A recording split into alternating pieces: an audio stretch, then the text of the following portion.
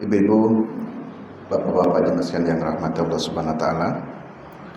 Alhamdulillahirabbil pada kesempatan pagi ini kita bisa melanjutkan kembali kajian tafsir Al-Munir karangan Dr. Wahbah Zuhaili. Sudah masuk juz 27 di surat At-Tur, surat yang ke-52. Pertemuan yang lalu sudah sampai ayat 28. Sekarang kita masuk ayat 29.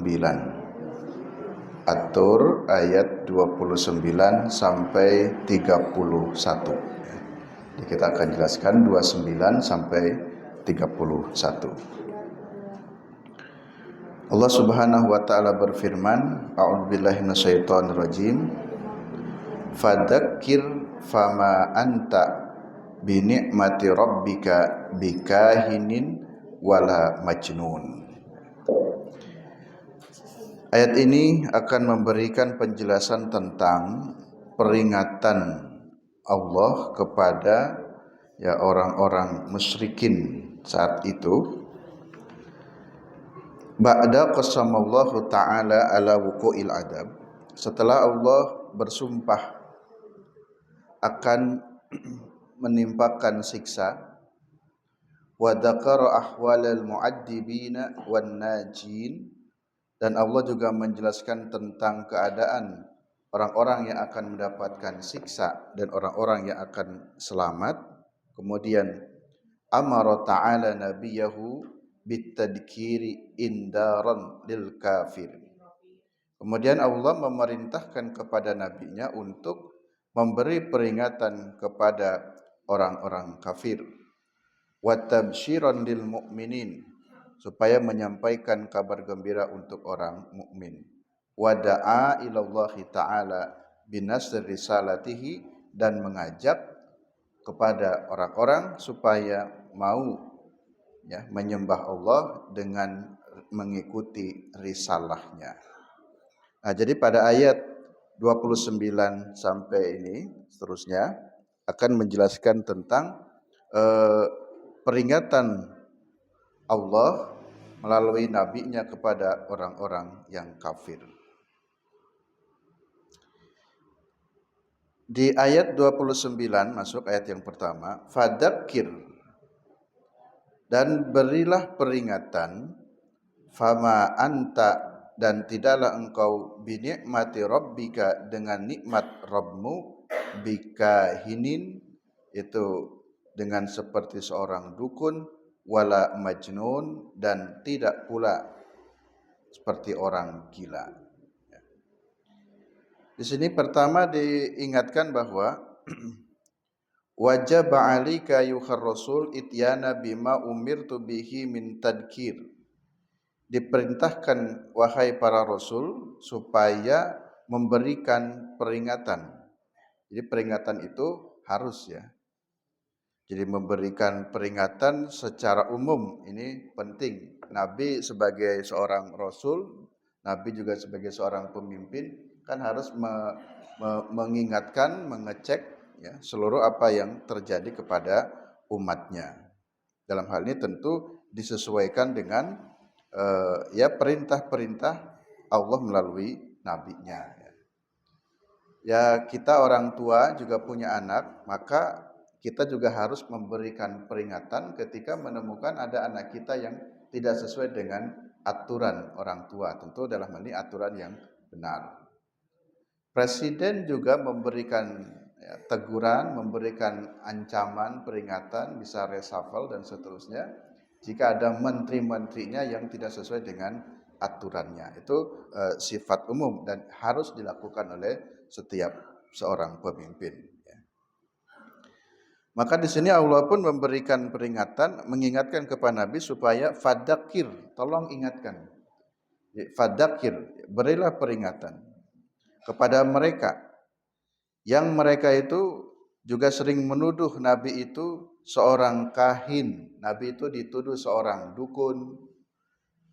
Au majnun, Nabi juga dituduh sebagai seorang yang gila. Maka katakan kepada mereka bahwa Nabi itu bukan kahin dan Nabi pun wala majnun, bukan orang gila seperti yang dituduhkan ya oleh orang-orang kafir saat itu ya. Apa itu kahin, apa itu majnun ya. Kahin yang kita sebut dengan istilah dukun. Dukun itu di sini di dalam tafsir ditulis pengertiannya wal kahinu. Adapun kahin itu adalah walladzi yuhamu annahu ya'lamul ghaiba min dunil wahyi. Dukun itu adalah orang yang bisa mengetahui perkara-perkara goib. Itu namanya dukun. Orang yang bisa mengetahui perkara-perkara goib, yang perkara goib itu bukan wahyu. Nah, itulah dukun. Ya, bahasa yang lebih dekat mungkin meramal gitu ya. Para peramal ya, yang sejenisnya itu termasuk kategori dukun. Jadi orang yang bisa mengetahui perkara goib, sesuatu yang itu belum terjadi, itu disebutnya kahin, dukun. Nah, kebetulan Nabi Shallallahu Alaihi Wasallam itu kan menyampaikan wahyu. Dalam wahyu itu juga disampaikan tentang perkara-perkara goib. Ada surga, ada neraka, ada pahala, ada siksa, itu kan goib. Sehingga dianggap oleh orang masyarakat jahiliyah waktu itu ini juga persis seperti dukun, kok bisa meramal sesuatu yang goib. Ya. Padahal beda. Kalau yang dukun itu bukan berasal dari wahyu, kalau yang dikatakan Nabi sesuatu yang goib itu dari wahyu. Lalu berbicara tentang masa depan itu kan ada surga. Jadi bagaimana tentang kisah surga, bagaimana tentang indahnya surga itu kan goib dan itu belum terjadi, itu yang akan datang. Sehingga Nabi itu disamakan, dituduh seperti dukun karena memang pekerjaan dukun ya seperti itu umumnya. Ya, sehingga dulu kan pernah ada tuh seorang tokoh ya, tokoh politik juga mengatakan bahwa cerita tentang surga itu hanya fiksi saja, itu hanya hayalan saja, kan sesuatu yang belum terjadi itu dianggap seperti dukun.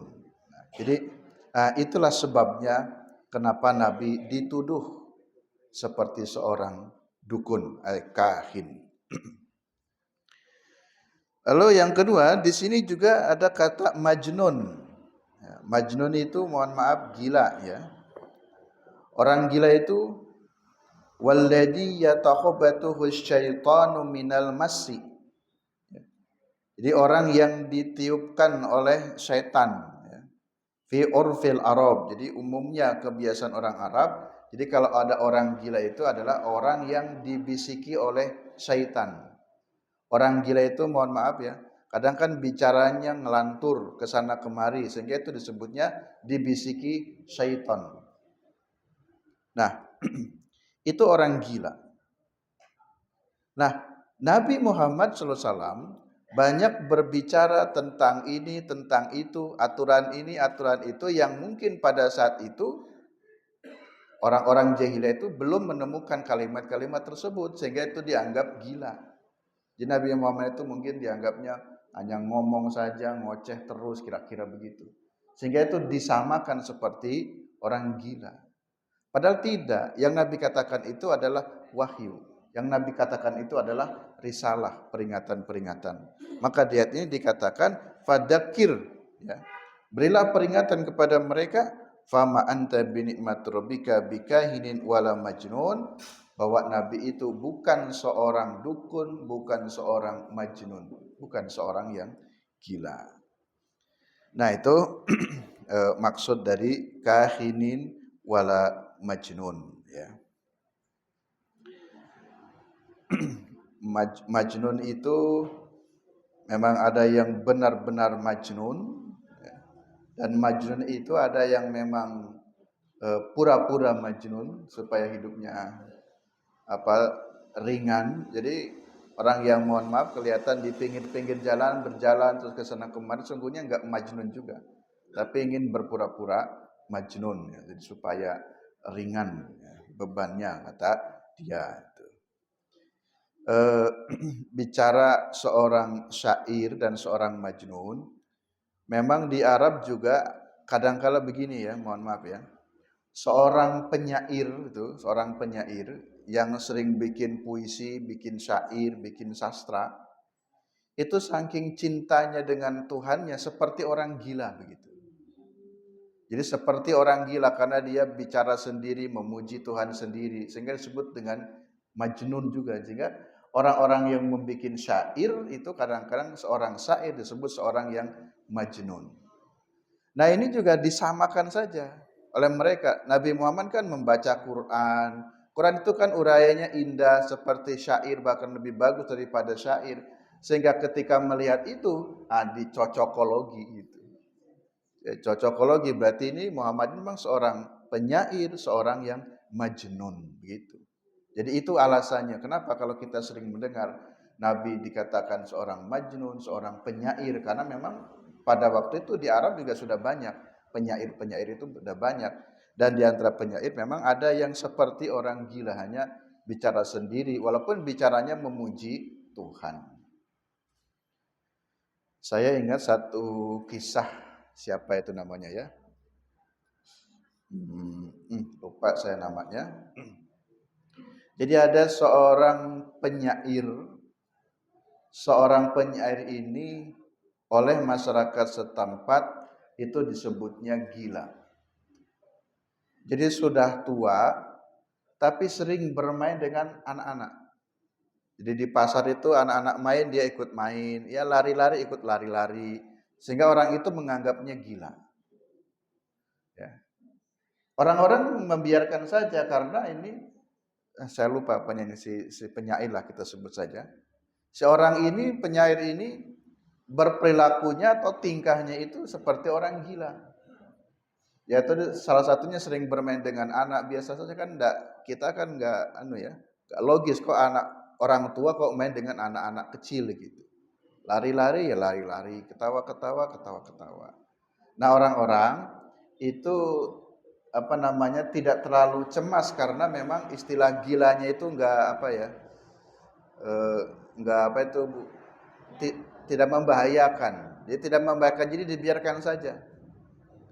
Kadang kalau puasa pun dilihat dia seharian tidak makan, tidak buka. Akhirnya orang-orang ngasih makan kepada si penyair ini. Saya sebut saja penyair karena lupa namanya. Suatu saat si penyair ini tidurlah di masjid. Lalu ada musafir datang. Kira-kira pas siang ya, duhur. Lalu ketika itu dibangunkanlah si penyair ini oleh seorang musafir. Umpamanya, Pak, bangun Pak. Itu sholat, ini sudah waktunya sholat kok tidur terus. Kata si penyair, akhirnya dia terbangun, lalu dia bilang gini, kamu ini mengganggu saya saja. Saya ini sedang berbincang-bincang dengan kekasih saya kok malah dibangunkan. Terus kata si musafir, lah tapi kan ini sudah waktunya sholat Pak, gitu. Ada yang lebih penting, saya ini sedang berbincang dengan kekasih saya. Karena kan tadi penyair itu kadang kecintaan kepada Tuhannya tinggi, tapi seperti orang gila gitu. Ya. Akhirnya setelah itu disuruh pergi kamu, ganggu saja, saya sedang ini bercakap-cakap, saya sedang ngobrol dengan kekasih saya, maksudnya dengan Allah. Terus tanya lagi si musafir ini, apa kamu nggak punya Tuhan? Gitu. Si penyair bilang, saya tidak punya Tuhan. Gitu. Akhirnya setelah itu karena penasaran, ditinggal dulu. Setelah ditinggal itu si penyair ini menyenandungkan syairnya. Ya, dia bersenandung syair. Syairnya itu bagus, memuji tentang Allah, tentang kekasih, tentang Allah pokoknya ya. Si musafir melihat dari kejauhan, tertarik loh kok dia memuji Allah terus gitu, memuji Tuhannya dengan syair-syairnya itu.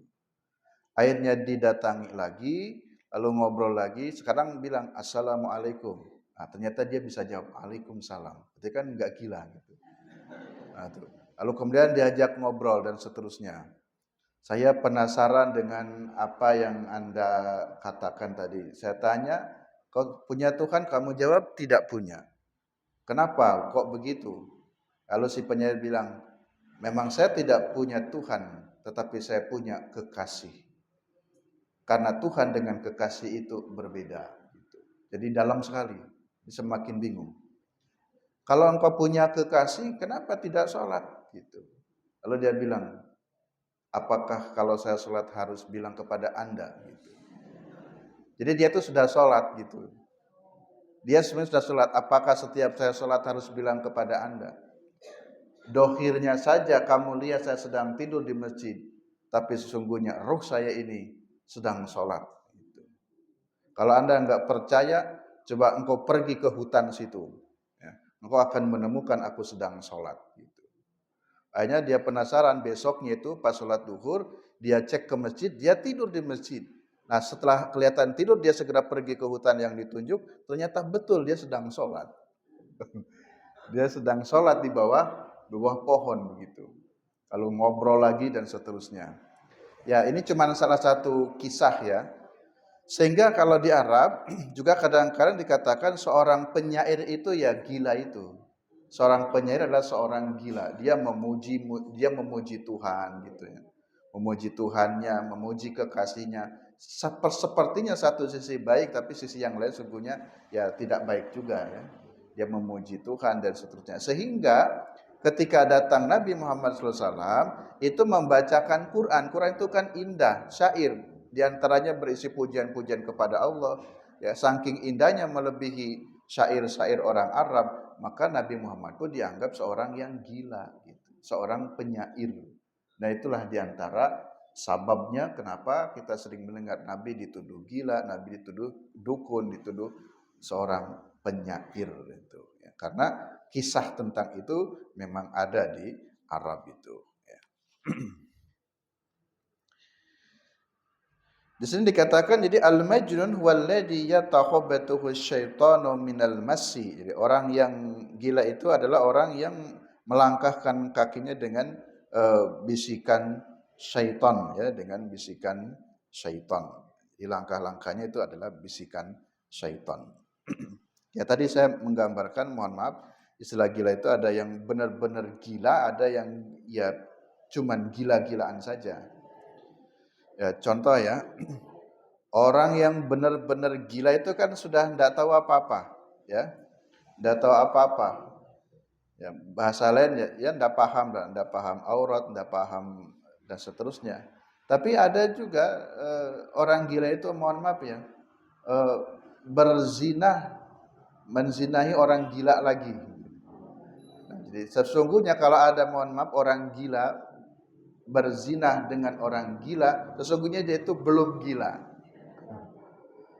Jadi kalau ada orang gila berzina dengan orang gila, sebenarnya itu bisa jadi belum gila ya, masih ada kan.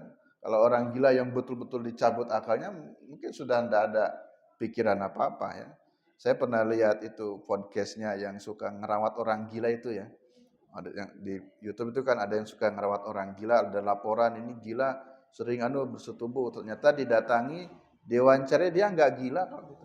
Hanya memang penampilannya seperti, mohon maaf, orang gila, pakaiannya compang-camping, tapi diajak wawancara begini bisa, ditanya rumahnya di mana tahu, segala macam tahu. Berarti ini bukan orang gila, hanya dia memang orang mana, orang sana, dia hanya berjalan ke sana kemari gitu. Tapi pikirannya masih ada, sehingga mohon maaf kalau ada kasus orang gila berzina dengan sesama orang gila, sungguhnya menurut saya itu memang belum gila gitu ya. Orang gila yang benar-benar gila ya kan sudah enggak ingat yang begituan ya. Telanjang pun kan sudah enggak ingat ya gitu. Itu benar-benar gila gitu. Ya wallahu alam ya. Nah, kalau orang orientalis barat mengatakan bahwa orang yang gila itu disebutnya orang yang sakit epilepsi atau penyakit ayan. Jadi orang majnun ya, majnun dalam pengertian orientalis barat mengatakan orang majnun atau gila itu adalah orang yang sakit ya, seperti itu, sakit epilepsi yang terkadang orang itu tiba-tiba diam sendiri gitu. Kan mohon maaf ya, orang epilepsi kan kadang tiba-tiba diam lalu kemudian kejang-kejang. Nah, Nabi Muhammad itu ya, kadang ketika beliau sedang beraktivitas tiba-tiba diam. Nah, diamnya Nabi itu sedang menerima wahyu. Jadi tadi disamakan. Istilahnya dicocokologikan. Sehingga orang orientalis barat pun itu menuduh Nabi sebagai seorang yang gila itu, majnun. Karena gila tadi dianggap penyakit jiwa seperti epilepsi atau kita menyebutnya penyakit ayang, yang orang sebelum keserang epilepsi kan dia tiba-tiba diam dulu. Baru kemudian setelah itu kejang-kejang. Itu Nabi Muhammad pun ketika melakukan aktivitas umpamanya di masjid tiba-tiba diam. Ketika mungkin di mana kan datang wahyu ya. Lalu tiba-tiba diam. Nah, diamnya Nabi itu sedang mendapatkan wahyu, tapi dianggap oleh masyarakat, loh, ya Muhammad sedang gini-gini tiba-tiba diam sendiri. Itu seperti orang epilepsi saja begitu, seperti orang gila. Maka itu yang disebut dengan majnun menurut itu definisinya mereka. Padahal kalau yang kita jelaskan itu Nabi diamnya itu sedang menerima wahyu. Sehingga ayat ini untuk membantah tadi bahwa katakan Muhammad kepada mereka bahwa engkau itu bukan kahin, bukan seorang dukun, wala majnun, dan bukan pula seorang yang majnun atau gila. Yang berikutnya ayat 30. Am yakuluna syairun natarabbasu bihi raibal manun. Bukankah mereka itu berkata, syairun, dia itu seorang penyair, natarabbasu, yang kami tunggu-tunggu, bihi, kepadanya, maksudnya penyair itu tuduh kepada Nabi Muhammad, raibal manun, ya, supaya ditimpakan ya kecelakaan, al-manun. Aibal yaquluna, mereka berkata, innahu syairun. Jadi orang-orang kafir Quraisy saat itu selalu mengatakan innahu syair, Muhammad itu seorang penyair. Ya. Muhammad itu seorang penyair. Nantadiru bihi hawadisun al-ayyam. Kami sedang menunggu-nunggu akan kebinasaan kepada si penyair itu. Karena tadi si penyair itu dianggap tadi seperti gila, sehingga kadang didoakan mudah-mudahan penyair itu mati gitu ya. Fayamut kama mata ghairuhu, dengan harapan natarobasu, kami sedang menunggu sebentar lagi nih Muhammad itu pasti akan mati karena dia adalah seorang penyair, sebagaimana kematian itu sering datang kepada para penyair saat itu. Jadi karena tadi Nabi Muhammad dipersepsikan seorang penyair, jadi sedang ditunggu-tunggu ya. Mudah-mudahan segera mati gitu. Kama mata ghairuhu au yakhluq kama halaka min qablihi, atau segera datang kebinasaan menimpa kepada Nabi Muhammad, kama halaka min qablihi, sebagaimana kebinasaan itu menimpa kepada orang sebelumnya ya. Jadi orang yang penyair, orang yang majnun itu kadang itu celaka, ada saja ya mendapatkan kecelakaannya. Lalu karena disamakan Nabi seperti syair, penyair, seperti majnun, mereka sedang menunggu gitu. Dah, kita lihat saja tuh Muhammad nanti mereka juga sebentar lagi akan mati. Kira-kira seperti itulah perkataan si orang-orang kafir Quraisy pada saat itu ya. Qul, katakanlah oleh Muhammad, maksudnya balas jawab lagi oleh Muhammad, tarabbasu, tunggulah oleh kalian, silahkan tunggu saja. Jadi kira-kira gini, kalau kamu sedang menunggu kebinasaan menimpa kepadaku, silahkan tunggu ya. Fa inni ma'akum, karena sesungguhnya aku bersama kalian itu minal mutarabbisin, termasuk orang-orang yang juga sedang menunggu gitu. Jadi kalau orang si kafir itu menunggu, mudah-mudahan ini Muhammad cepat mati, mudah-mudahan cepat dibinasakan. Kata Nabi, saya juga sedang menunggu seperti kalian, mudah-mudahan kalian segera dibinasakan oleh Allah gitu. Jadi kami juga sama-sama sedang menunggu gitu. Karena kan dia menganggap bahwa akan binasa, akan celaka. Itu mutarabbisun. Ya, kami juga sedang menunggu. Silakan tarabbasu. Ya silakan tunggu saja. Jadi kira-kira kalau dibahasakan begini, kamu pasti celaka jika begini. Ya silakan, monggo saja. Kamu tunggu saya celaka dan saya pun sedang menunggu kamu pun akan celaka gitu. Jadi inni ma'akum, aku bersama kalian ini minal mutarabbisin, termasuk orang-orang yang sedang menunggu ya. Misalkan lagi orang kafir mengatakan kami ini pasti akan selamat ya. Kamu yang akan celaka. Ya. Kita juga sebagai orang muslim, kamu yang akan celaka, kami akan selamat. Kalau begitu, mari kita tunggu saja.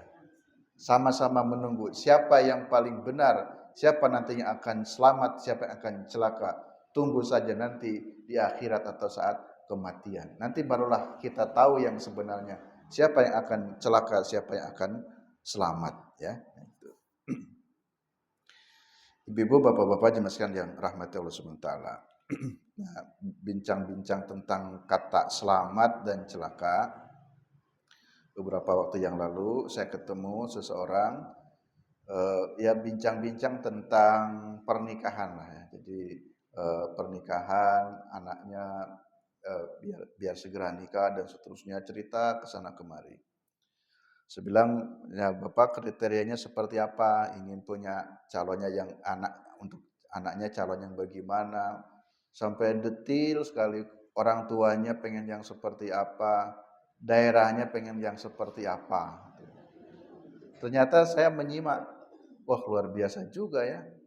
Jadi kalau bisa Pak Ustadz, daerahnya ya yang sekitar sini saja, disebutkan beberapa nama kota.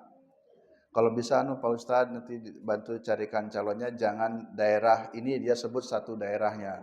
Karena kalau daerah ini begini-begini, juga kalau nikah dengan daerah ini ya itu bisa terjadi kecelakaan gitu.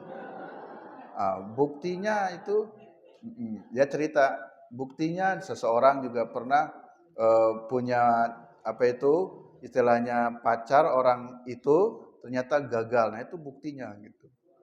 Lalu kemudian, mohon maaf ya, beliau memang orang sini, orang Jogja ya.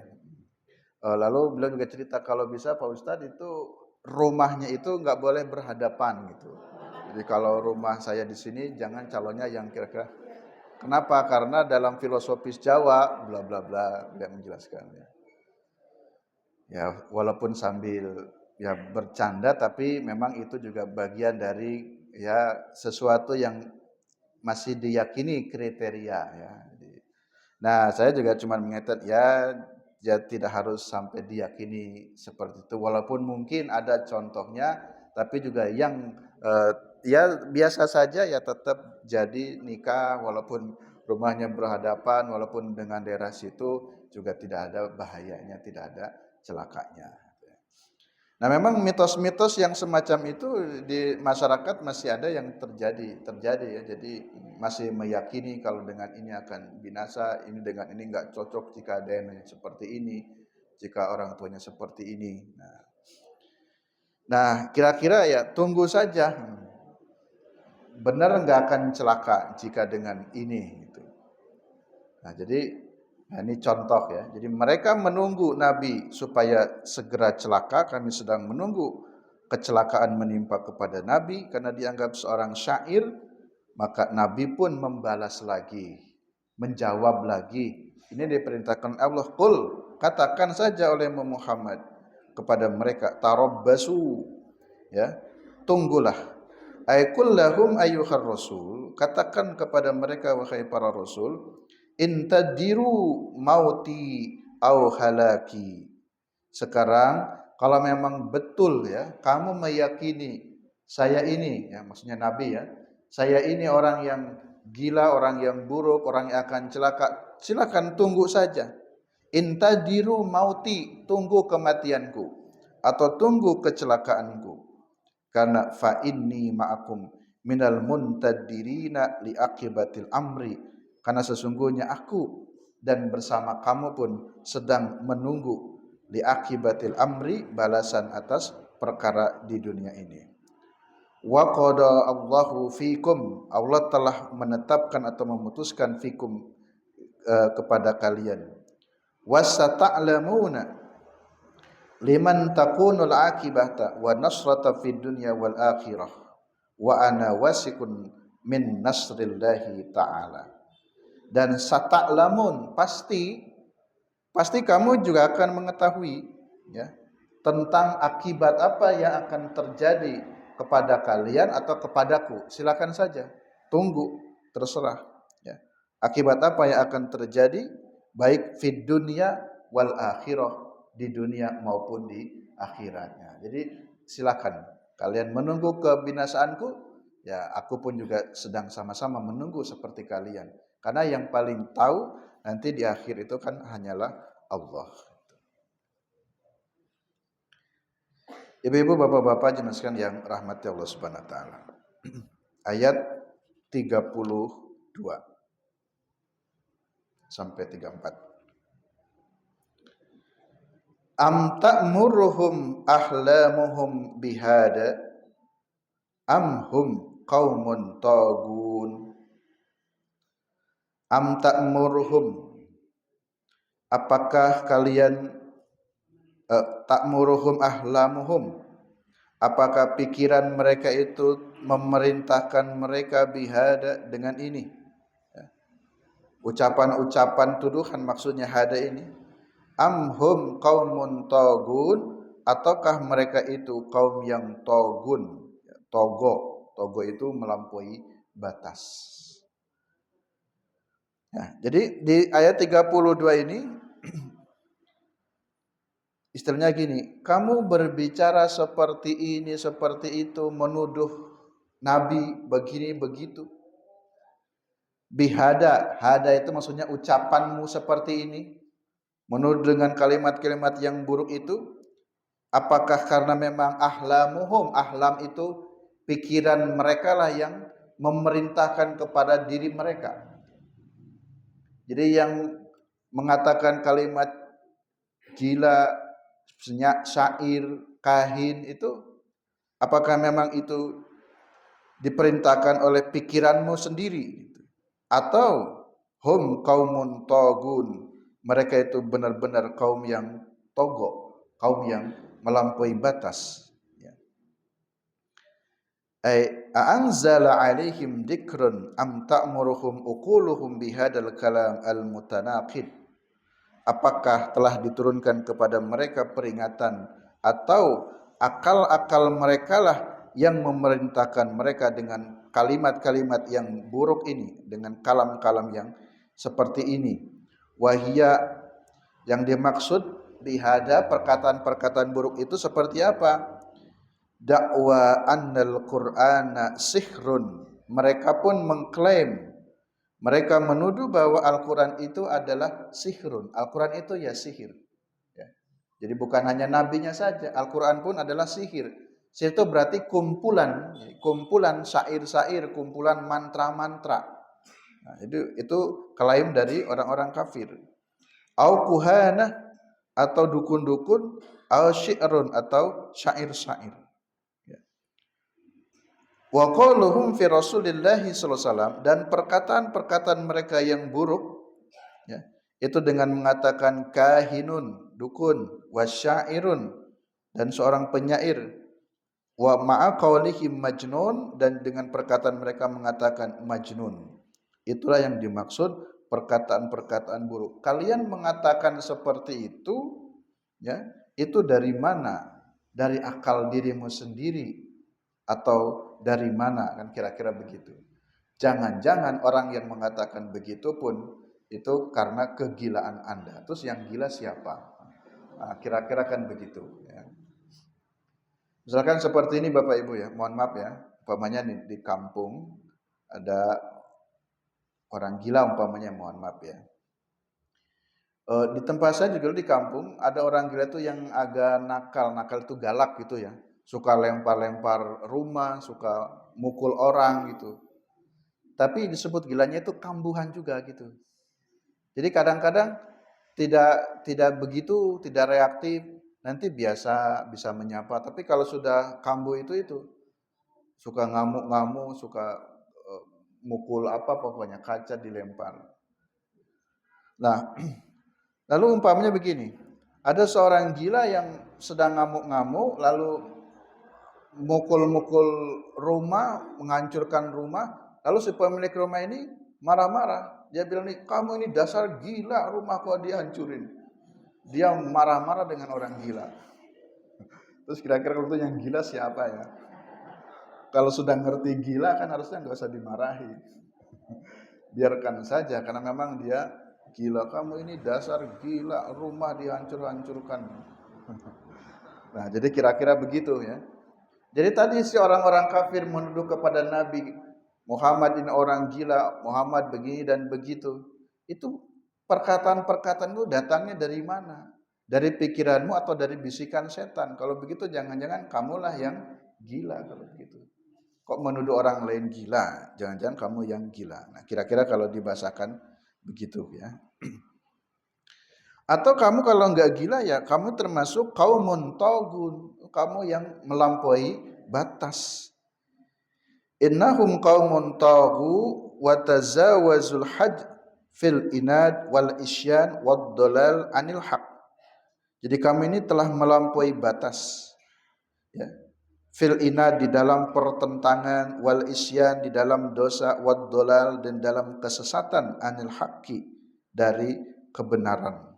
Jadi pilihannya istilahnya justru kamulah yang gila menuduh kami gila, atau kalau kamu tidak gila berarti kamu termasuk kaum yang togun, yang melampaui batas. Harusnya tidak boleh begitu, melampaui batas. Ya, istilahnya karena kebencian kepada seseorang lalu ucapan-ucapan buruk, ucapan-ucapan yang jahat dikeluarkannya. Itu tak boleh begitu. Jadi kamu telah melampaui batas. Ayat 33. Am yaquluna taqawwalahu bal la yu'minun. Ya. Ataukah mereka berkata itu dengan rekaan-rekaannya saja? Bahkan mereka itu la yu'minun, orang yang tidak beriman. Ai ataquluna kahinun am taquluna syairun. Yaknu Al-Qur'an. La yu'minuna billahi wa la yusaddiquna bima ja'a bihi rasuluh. Nah, jadi begini. Perkataan-perkataan yang dikeluarkan oleh orang-orang kafir mengatakan majnun, syair, kahin, itu jangan-jangan cuman rekaan saja. Ditaqawwalahu itu rekaan dari mereka saja. Rekaan itu apa Bu ya? Ya ngarang-ngarang saja. Sebenarnya Nabi Muhammad itu memang tahu, mereka itu tahu Nabi Muhammad itu bukan seorang gila, bukan seorang majnun, tapi direka-reka, diucapkan, disebarluaskan kalau Nabi seorang majnun itu. Jadi sesungguhnya mereka sendiri tahu kalau Nabi itu bukan seorang yang majnun, tapi itu hanya rekaan kamu saja yang mengatakan Muhammad majnun, Muhammad majnun. Itu justru rekaan-rekaan kamu saja, karena sesungguhnya kami itu la yu'minun, orang yang tidak beriman. Jadi kira-kira itu apa Bu ya? Mungkin semacam apa tuh? Fitnah itu ya. karena dia sudah tidak apa namanya? Ya tidak percaya atau sudah benci. Seperti kisahnya harimau. Ini jam pinten Bu, itu betul ya? Betul. Baik. Seperti harimau di hutan itu mendapatkan informasi katanya jeruk itu manis. Karena hampir semua binatang mengatakan jeruk manis. Monyet bisa naik makan jeruk di atas. Oh manis, manis. Semuanya bilang manis. Nah, terdengarlah kepada harimau kalau jeruk manis. Dia ingin membuktikan benar enggak jeruk itu manis. Akhirnya harimau mendatangi pohon jeruk yang dimaksud. Dia berusaha naik, enggak bisa. Dia lompat-lompat mengambil jeruk, tak bisa. Akhirnya karena dia enggak bisa ngambil jeruk yang katanya manis, dia kecewanya, dia cerita-cerita jeruk pahit gitu. Nah, itu karena sebab apa? Karena dia nggak bisa. Jadi ada orang yang begitu. Jadi karena dia tidak bisa mendapatinya, akhirnya ceritanya dibalikan. Jeruk itu pahit, kata si harimau. Padahal yang lain bilang manis. Dia bisa bilang pahit karena dia tidak bisa ngambil jeruk. Begitu. Karena si orang kafir yang sudah benci kepada Nabi, akhirnya dia tahu kalau Nabi itu tidak majnun, tapi yang dikatakan Nabi gila, begitu. Ya. Ditutup di ayat yang terakhir, ayat 34. Falyatu bihadisin mislih in kanu shadiqin. Sekarang ditantang. Jika memang ya kamu benar kira-kira, jika memang kamu yang waras, jika memang Al-Quran ini isinya syair-syair saja, jika memang aku ini seorang penyair, coba sekarang falyatu bihadisin mislih. Silakan buat yang serupa dengan Quran, bisa enggak? Kalau memang Quran ini syair, kalau ini Quran ini memang karangan ya Nabi, seorang syair, seorang kafir, seorang majnun, coba silakan buat mislih yang sama. In kanu shadiqin, jika kamu orang yang benar. Dan ayat ini kan sama ya, ada tantangan faktu bi suratin, silakan buat satu surat saja. Faktu bi asl surah, buatlah 10 surat, bahkan buatlah satu ayat saja. Tapi kan pasti tidak akan bisa ya. Sehingga di sini wal haqiqah annahum law ijtama'u, andai kata saja mereka berkumpul, hum jami'u ahlil ardi, seluruh penduduk bumi, minal jinni wal insi, baik dari kalangan jin ataupun manusia, ma ja'uhu bimislihi wala bi asli suwarin mislihi wala bi suratin misli, pasti tidak ada yang bisa membuat Al-Quran, baik yang sama dengan Al-Quran satu Quran atau 10 surat atau satu surat sekalipun, pasti tidak akan ada yang bisa. Andai kata seluruh makhluk berkumpul, jin dan manusia berkumpul untuk membuat tandingan Al-Quran, tidak akan bisa. Jadi kalau begitu yang gila itu siapa coba? Nah, jika memang kamu menuduh saya gila, Al-Quran itu kumpulan syair-syair, silakan kamu buat kalau memang tuduhanmu benar. Nah, jadi kira-kira Bapak Ibu, ya kesimpulannya ya apapun yang kita perbuat, jika memang itu benar, lakukan terus, sekalipun atau mungkin ada orang yang mengatakan kita ini gila. Jadi terus saja berbuat seperti Nabi, dan silakan buktikan lagi kalau memang kamu yang benar, silakan kamu juga yang berkarya. Demikian kajian tafsir pada kesempatan pagi ini. Insyaallah kita lanjutkan di ayat berikutnya. Mudah-mudahan ada manfaatnya. Kita akhiri dengan doa kafaratul majlis. Subhanakallahumma wa bihamdika asyhadu an la ilaha illa anta astaghfiruka wa atubu ilaik. Alhamdulillah, amin. Billahi taufiq wal hidayah. Assalamualaikum warahmatullahi wabarakatuh.